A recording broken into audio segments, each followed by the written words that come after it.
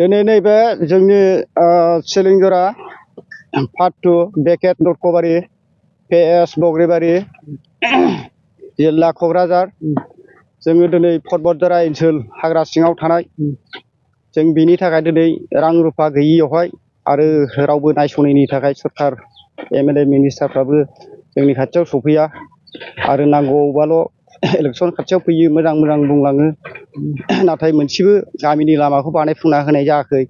दा जों बिनि थाखायनो किसु न'खराव सान्दा खांनानैबाबो जोङो बे लामाखौ नांगौ होननानै जोङो JSP लानानै रायजोयै मावनाय जादों। जोङो जेनिबो पार्टी नङा जाहाथे अननानै लुरिं पार्टीया फैनानै नायफैनो हागोन जोंनि रायजोआ अब्लासो गोजोनगोन। जोङो बेसेबां खस्थ'यै सोलिनानै दङ बेराफारसे दैनि आंखाल बेखौबो जोङो रावनिफ्रायबो मोननाय जायाखै। बेफोरखौ नायफैनानै जाहाथे होफैनो हायो बेफोरखौसो जोङो मोजां मानसि आरो गाहामाव फैदों होननानै जों साननानै लानाय जागोन अब्लासो जों गोजोननाय फैगोन। दा दिनै नोंथांमोना बेखौ नायनो हागोन बेसेबां खस्थ'यै रायजोफ्रा मावदों खना खनलायाव बेसेबां बर'फ्रा खस्थ' मोननानै दङ। दा जोंनि लरक'बारि गामियावनो थोजासे खस्थ' मोननानै दं बेखौ अननानै नायफैथारनांगोन। बेसेबांसो किल'मिटार नोंसोरो मावनानै लादों? जोङो बेवहाय 2 किल'मिटार लामाखौ जोङो रायजोजोंनो खस्थ' मस्थ' थाखा सान्दा रिं खांनानैबाबो जोङो बे लामाखौ मावनाय जाबाय। बेसेबां गहर दं नोंसोरलागै? जोंनावहाय 38 गहर दङ। मा लुबैयो सरकारनि बेलायाव मा खालामनो लुबैदों? सरकारनि लेभेलावहाय जोंनो बे लामाखौनो लुबैदों लामा आरो दैखर आरो मोनसेया जाहैबाय जोंनो मोन्दिर बाउन्डारि वाल बेरा बेखौ नांगौ जोंनो। बबेबा सरकारा नोंसोरनाव भट बिनो फैयोना फैया?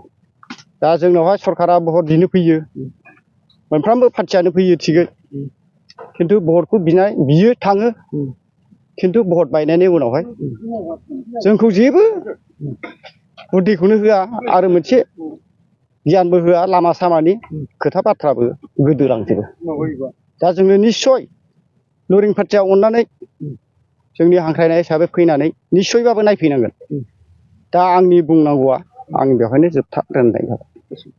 एक्सेलेन्ट एकाडेमि बागानपारायाव 11 थाखोनि मुं थिसननाया सोलिगासिनो दं। गोसो गुदुं फरायसा फरायसुलिफ्रा गुन गोनां सोलोंथाइ मोननो थाखाय एक्सेलेन्ट एकाडेमि बागानपारायाव मुं थिसननो हागोन। बाक्सा जिल्लानि बागानपारा सारियालिनि सानजा फारसे थांनाय लामानि साखाथियाव दं एक्सेलेन्ट एकाडेमि बागानपारा। बे एक्सेलेन्ट एकाडेमि बागानपारायाव नांगौबादि गुन गोनां सोलोंथाइनि राहा दं। थिखानाय आयदा हिसाबै इंराजि आयदाखौ लाथारनांगोन। बेजों लोगोसे एसामिस, बड', हिन्दी, नेपाली, अल्टारनेटिभ इंलिश सायख'नानै लानो हागोन आरो पलिटिकेल साइन्स, इडुकेसन, एडभान्स एसामिस, एडभान्स बड', लजिक एन्ड फिलसफि, इक'नमिक्स, जिअ'ग्राफि, एन्थ्रपलजि बायदि आयदाखौ सायख'नानै लानो हागोन। लोगोसे आलादायै बेसेन होनाङै कम्पिउटार क्लास लानो मोनगोन।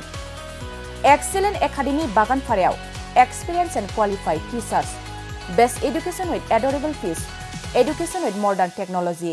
The admission fees charge would be considered for below poverty line and brilliant students. Hostel facilities for boys and girls बायदि। थांनाय 2022 मायथाइयाव फोसावजानाय आसाम हायार सेकेन्डारि जोबथा आनजादनि फिथाइयाव बे एक्सेलेन्ट एकाडेमि बागानपारानिफ्रायनो अनामिका ब्रह्म मुंनि सासे फरायसुलिया 99 जौखोन्दो लानानै अल आसाम साबजेक्ट टपार जानो हादोंमोन। लोगोसे बोहैथि बोसोर 2024 मायथाइनि थाखाय एक्सेलेन्ट एकाडेमि बागानपारायाव गोसो गुदुं फरायसाफ्रा मुं थिसननो थाखाय फरायसालियाव फैनानै फर्मखौ लांफैनो हासिगोन आरो मुं थिसननो हासिगोन।